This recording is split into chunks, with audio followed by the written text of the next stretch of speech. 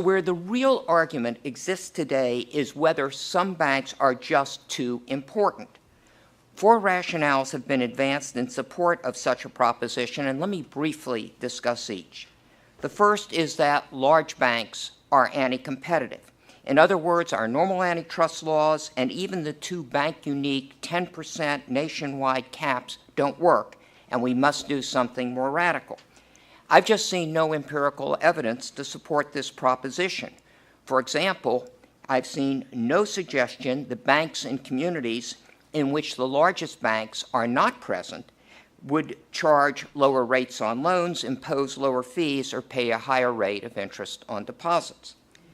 The second rationale is that large banks are more risky than small banks. Hundreds of small bank failures in the 2008-2012 period and in the late 1980s should refute that claim.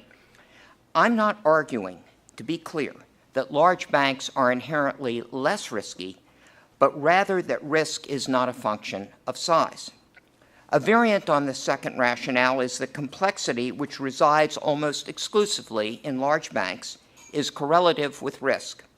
Again, the proposition is belied by the facts. The failures of the GSEs, WAMU, Northern Rock, and numerous U.S. depositories had nothing to do with complexity, but conversely, with their one-dimensional business model.